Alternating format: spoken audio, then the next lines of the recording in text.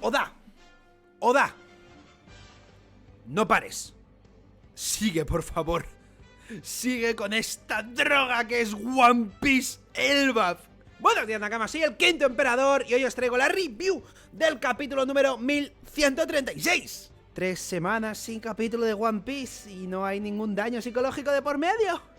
Madre mía, cómo ha venido Oda después de, bueno, esta sequía, ¿no? Que nos ha traído de, pues eso, 3 semanas de One Piece. Y os voy a ser sinceros, si la espera conlleva a cambio este tipo de capítulos, yo los firmo las veces que sea, porque os digo de verdad, o sea, Elbaf está siendo una locura capítulo tras capítulo, ni introducción ni mierdas. O sea, bueno, de hecho sí, porque estamos en la introducción, pero es que normalmente One Piece se caracteriza porque las introducciones suelen ser lentas, incluso a veces un poco tediosas y aburridas, porque nos tienen que explicar todo el lore, pero es que claro, ¿qué lore nos tienen que explicar en Elbaf? Nika, dios del sol, que si el dios del sol puede ser esto, esto o esto, que si Loki es un zumbao con 2.600 millones de recompensa que mató a su padre y que quiere escapar y que Shanks no sé qué. Pues hombre, pues si este es el lore de Elbaf, pues bueno, pues agárrate para cuando venga el desenlace de Elbaf. Así que bueno, Nakamas, en resumen, que C viene. Así que, Nakamas, no nos vamos a enrollar porque hay mucho que contar, es un capítulo muy extenso. Lo primero de todo, como siempre, pediros una humilde y gratuita suscripción a mis queridos Nakamasuelis para ayudarme a seguir creciendo y que siga habiendo reviews, análisis, teorías y mucho roro no a porros. Y dicho esto, Nakamas, pues no vamos a enrollarnos, comencemos con la review. Y es que este capítulo da comienzo pues con el banquete que están haciendo, que habitualmente suele ser al final de los arcos, en este caso es al principio, en el que hay pues desde conversaciones menos interesantes hasta cosas muy locas. Y lo primero de todo es información, pues no sé cuánto de relevante, pero desde luego sí que es interesante, y es que Yarul, el viejo guerrero de más de 400 años, le comenta a Luffy que mucha gente al llegar a Elbaf ven el inframundo, puesto que es lo primero que te comes nada más llegar a Elbaf, y se acojonan al ver criaturas tan grandes, un clima tan adverso y una situación tan chunga que se acojonan, se creen que eso es Elbaf y deciden volverse de vuelta, con lo que casi nadie visita Elbaf. Y bueno, luego realmente resulta que no, que Elbaf efectivamente es lo que hay arriba, que es donde están ahora mismo los Mugiwaras, un lugar de la leche. Pero que seguramente gracias al inframundo realmente hace de cortafuegos para piratas, para marines, gobierno mundial y muchas situaciones, lo digo mientras hay 2 Kamino Kishindan infiltrados, por las cuales ha hecho que Elbaf siga siendo tan virgen a nivel de territorio y que, bueno, pues que esté tan poco visitado y frecuentado por mucha gente. Después de eso tenemos una conversación en la que, bueno, Usopp hace creer a todos los gigantes que fue él, God Usopp, el que derrotó a Oars en Thriller Bark, en fin, cositas de Usopp. También lo flipan con que Jinbe sea azul, hablan de la isla Yojin, de que tienen que ir a verla, Sanji fanboyea a muerte con las gigantes de Elbaf. Sorprendentemente, las gigantes de Elbaf le dan un feedback positivo por primera vez, yo creo, en toda la historia a Sanji. Con Brook dice, no, ¿tú de qué raza eres? Bueno, pues muchas conversaciones de este estilo, así como, pues, graciosas, que dan vida al capítulo. De repente se pone todo muy sádico cuando aparece Road, pues el del principio de Elbaf, el cual pide perdón a los Mugiwaras por haber hecho lo que hizo, a lo que Zoro dice que no pasa nada, pero que se siente afortunado porque de no ser por Usopp, Zoro le hubiera cortado la cabeza, a lo que bueno, es que es Zoro, o sea, mirad la cara de sádico que pone. Y aquí Oda ya es cuando decide pues dejar de introducirnos cosas y ya se mete en materia loca. Y es que Road justifica esta actitud y dice, es que aquí todo el mundo queremos llegar a ser el dios del sol, para, por ende, poder gobernar el mundo. Y aquí ya, claro, a nosotros nos queda como, wow, un momento, Luffy es el dios del sol y Luffy no tiene actitud de querer gobernar el mundo, con lo que syntax error. Y de hecho, Zoro se queda ahí como pensando, ¿dios del sol? Y se desata una especie de discusión entre gigantes debatiendo el dios del sol y su concepto, porque algunos defienden que el dios del sol no quiere gobernar nada, otros dicen que no es el dios del sol, que es el dios de la liberación, otros que es de la risa, otros que sí que es autoritario y que es incluso el dios de la destrucción. Y ojo a esto porque aquí es la primera vez que Luffy hace atención a algo respecto a tema de dios y dice, ¿están discutiendo sobre un dios?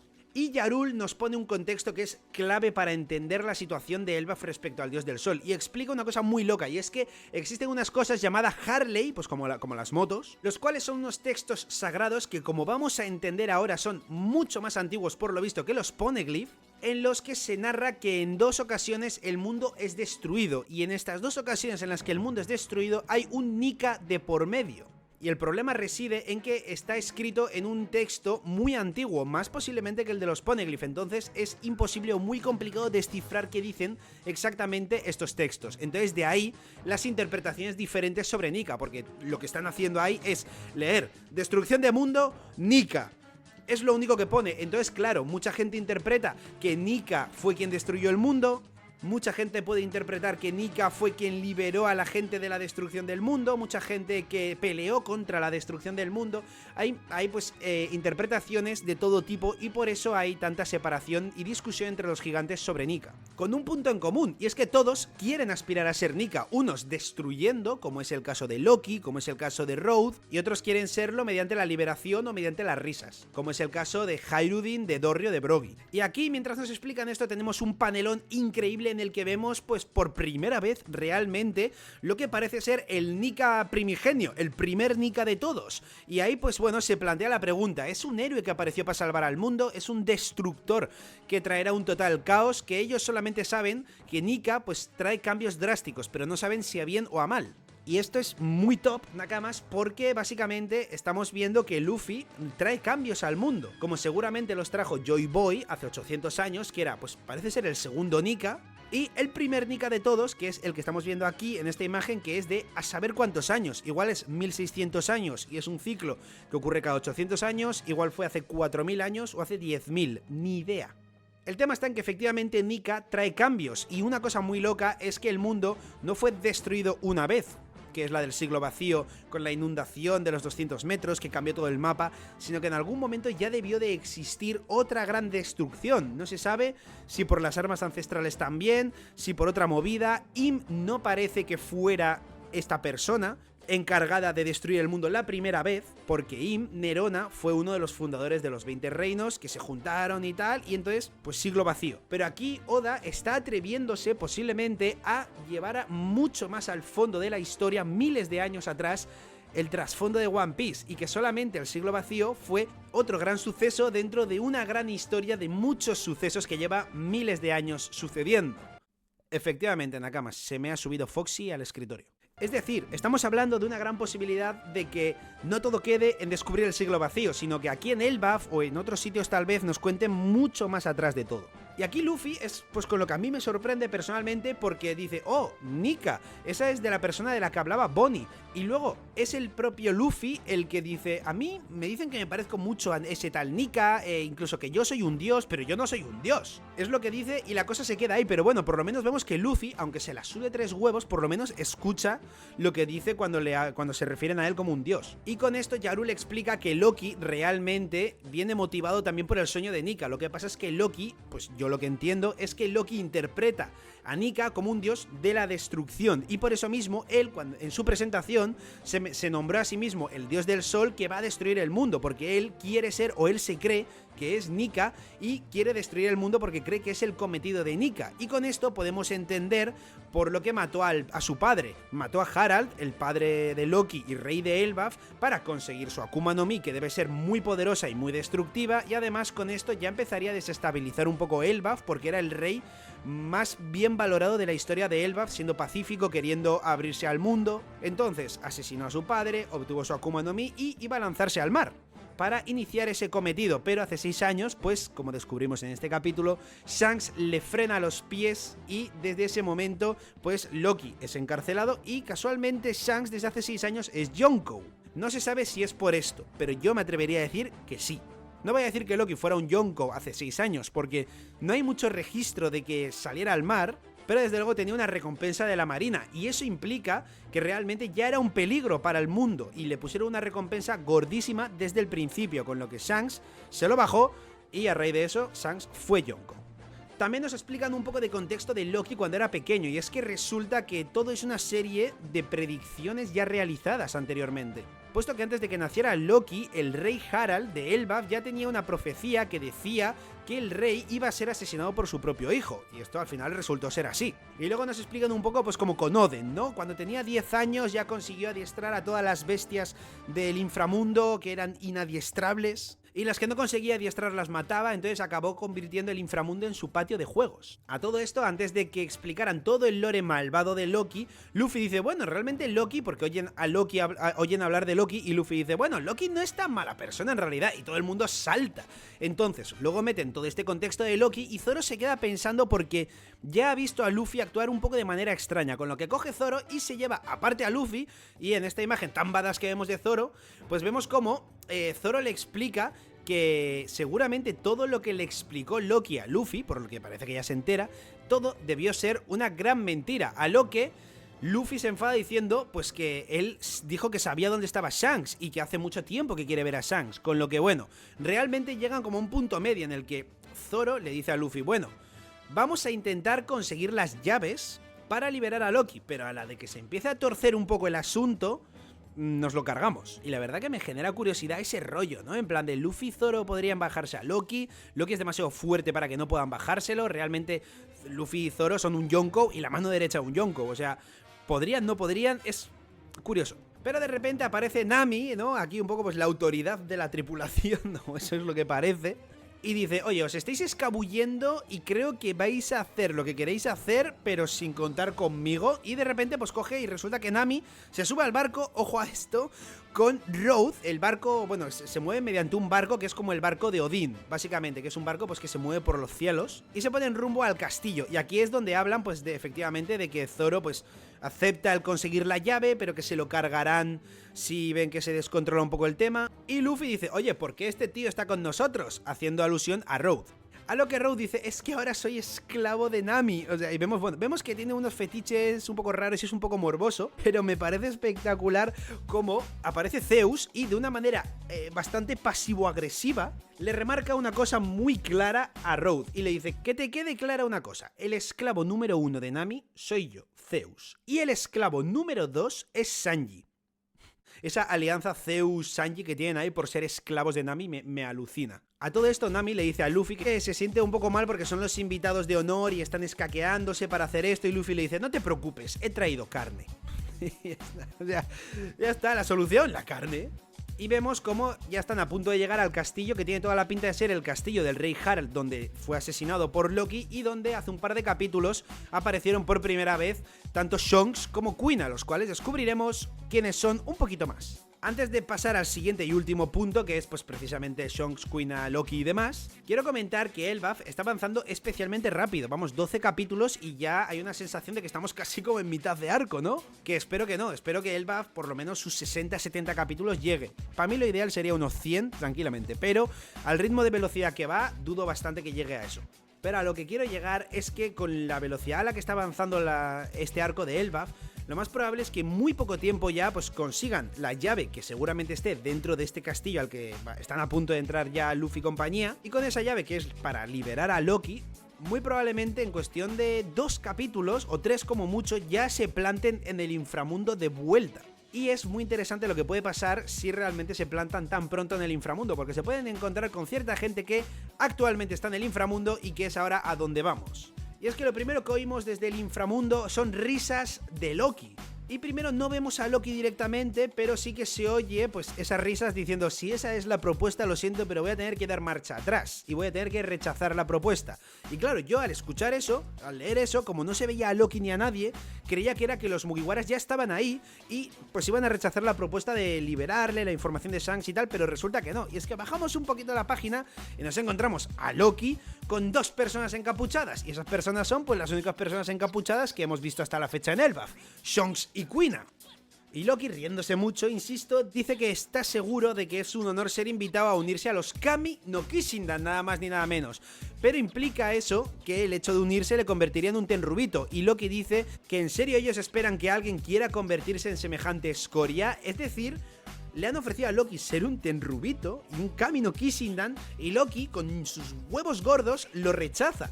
Y mira que ser un tenrubito y un Kami no Kishindan implica tener mucho poder en el mundo, pero Loki es tan fuerte y va tan a su bola que es que le da igual, no quiere relacionarse con eso, y de hecho llama escoria a los tenrubitos, con lo que, punto para Loki. Y de repente ya vemos más claramente la cara a Shanks, pero Oda hace durante todo el capítulo algo que es no mostrar en ningún momento el lado en el que supuestamente si fuera Shanks estaría la cicatriz. Evidentemente no va a estar porque no es Shanks. Aunque os imaginéis que todo el mundo estamos evidentemente dando por hecho que no es así, y de repente en el siguiente capítulo se baja la capucha y resulta que sí que es Shanks. O sea, porque yo creo que ya nadie se está planteando que sea Shanks, pero es que el mayor plot twist sería que lo fuera. Evidentemente, yo creo que no lo va a ser, pero yo quiero dejar el comentario porque es algo que ya es como que hemos descartado. Total, que vemos a Shonks y le pregunta a Kuina que si tienen algún tipo de información, a lo que menciona que todos los informantes que han ido enviando a Elbaf reportaron que había siempre un cuervo gigante que se dirigía hacia ellos y a partir de ahí perdían sus retransmisiones. Es decir, Muggin, el cuervo que también agarró el Zusansani e hizo pues que los Mugiwara llegaran a donde llegaron al principio de Elbaf, era el que jodía todo el percal. Y de hecho, bueno, estos dos que ya confirmamos que son Kami no Kishindan, mencionan que toda esa gente era súper débil por dejarse atrapar por un cuervo.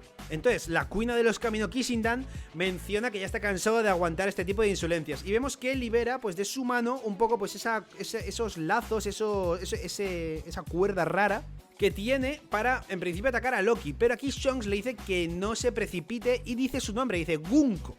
O sea que la falsa Kuina se llama Gunko. Nosotros seguiremos llamándola Kuina, ¿vale? Y vemos efectivamente que detrás tiene al lobo, pues este que vimos con Luffy y demás, que resulta que, claro, son viejos amigos de Loki, entonces van a defenderle. Loki se ríe y dice, ¡Lobo, cómeles! O sea, bueno, el nombre que le ha puesto Loki al lobo es Lobo, está bien, sencillo. Kuina le dice que se esté quieto si quiere seguir respirando al lobo, total que el lobo no le hace caso porque hace caso a Loki, y vemos cómo utiliza este poder que yo entiendo que será una Akuma no Mi, porque podría ser un arte muy bueno con las cuerdas o con estas vendas, pues como es el caso de Pauli, por ejemplo, que maneja muy bien las cuerdas. Sin embargo, hay un momento en el que se ve como que se corta la cuerda y la parte separada de la Kuina, de la usuaria, pues sigue teniendo como vida propia. Entonces yo entiendo que esto es una Akuma no Mi. Y de hecho es bastante curioso porque tiene como una flecha que recuerda mucho a esa flecha que atravesó a Cobra y a Sabo al principio, bueno, en el Level E cuando enfrentaron a Im. Con lo que podría ser que no fuera Im quien atacara, sino que fuera uno de los Kami no Kishindan. Yo no lo creo, yo creo que Im también tiene, pues, o sea, que realmente lo que vimos con Im fue Im, a pesar de la similitud. Porque si ya me dices que hay Kami no Kishindans de por medio en esa sala, es surrealista que Sabo pudiera escapar con Cobra en brazos. Total que al final pues hacen de rehén al lobo, lo tienen ahí asfixiándose y le dicen, mira, si aceptas, vamos a liberar a tu amigo. ¿Aceptas? Y Loki aquí, bueno, pues es que, no sé, Loki pues no defraudando, y yo creo que reaccionando como todo el mundo esperaríamos que reaccionara, sonriente, dice, aceptaré el destino de mi amigo y le desearé una muerte pacífica. Está bien llorar y rabiar, pero un guerrero nunca grita ni patalea al hacer frente a la muerte, con lo que me tragaré toda mi furia y la usaré como combustible cuando reduzca este mundo a cenizas. Y con eso termina el capítulo, otra vez con Loki riéndose, sacando la lengua como un psicópata. Loki acepta que el lobo es su amigo y que le da rabia y pena que vaya a fallecer por rechazar la oferta, pero que utilizará esa rabia para luego destruir el mundo. O sea, Loki está muy loco, su nombre hace honor al personaje y desde luego se proclama ya como un personaje con mucho potencial y bueno, pues eso, que es un puto zumbao de la vida y que yo en lo personal creo que Loki al principio va a tener un perfil malvado porque se cree el dios del sol e interpreta a Nika, dios del sol, como dios de la destrucción, y que estoy seguro que durante mucho tiempo va a ser un problema este personaje, pero que en algún momento, en cuanto Loki vea a Luffy en modo Nika, igual al principio pasa de él y dice, nah, casualidades, oye, que eso, cualquier chorrada así, pero tarde o temprano va a acabar siendo convencido de que él es Nika y va a entender que Nika no destruye, Nika libera. Aunque tampoco descarto que Nika tenga que ver con las destrucciones, no de manera voluntaria o no de manera malvada, pero, por ejemplo, esa predicción de Madame Charlie de que Luffy destruiría la isla Yojin, pues puede ser que la destruya, pero por algún buen motivo, entonces también sería Dios Destructor. Yo creo que al final todas esas interpretaciones que tienen los gigantes van a ir de la mano y van a encajar casi todas, liberar, risas, destruir.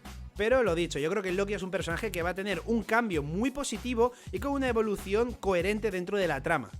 Eso sí, va a seguir siendo un zumbao porque siempre lo es, pero puede ser un gran aliado. Y con esto se cierra el capítulo y con esto es a lo que yo me refería, que es muy interesante el ritmo que está tomando la serie y la velocidad a la que avanza, porque insisto, en 2 o 3 capítulos pueden los Mugiwaras ya tener la llave, plantarse en el inframundo y pueden encontrarse con esta situación. Y recordemos que está Shonks, porque si está Loki y la otra está Kuina, Gunko, pues bueno, pues puede darse una situación de tensión y ya, pero si Luffy se encuentra con alguien que se parece mucho a Shanks, pues ¿qué va a pasar?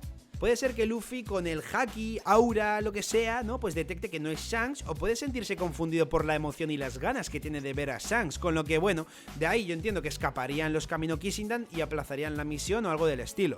O igual, bueno, igual pelearían, porque estos dos personajes, a no ser que tengan órdenes explícitas y exclusivas de no confrontar a los Mugiwara, realmente no tienen pinta de ser personajes que vayan a huir a la primera de cambio o escaquearse, con lo que igual primero pelean un poco y luego ya se piran. Ya como sea, Elbaf está muy loco, llevamos 12 capítulos y ya han pasado muchas cosas y no tiene pinta de que el ritmo vaya a frenar, con lo que Nakamas, como siempre os digo, sentémonos y disfrutemos porque Elbaf es una locura y tiene mucho potencial y de verdad os lo digo, para ser, por lo menos hasta la fecha, el mejor arco. Desde luego, junto a Marineford, ha tenido la mejor introducción de arco, y Marineford evidentemente la tenía porque poco lore hay que meter en una guerra, o sea, el lore ya estaba de antes, con lo que en la guerra ya empieza directamente los vergasos. Y en este arco, que de primeras no es una guerra directamente, que tenga semejante introducción me parece 10 de 10, y yo insisto en que creo que Oda ha vuelto a su prime. Así que Nakamas, dicho esto, hasta aquí llega esta review del capítulo 1136. La semana que viene hay capítulo y la siguiente puede ser que también lo haya. 3 semanas seguidas de capítulo. ¿Cuánto hace que no pasa eso? Y nada más, Nakamas, si os ha gustado el videito, como siempre, un likecito y sobre todo suscribiros si todavía no lo estáis, porque se vienen muchas cosas en One Piece y os invito a que os suscribáis para no perderos absolutamente nada. Muchas gracias por todo, Nakamas, un saludo y hasta mi próximo vídeo.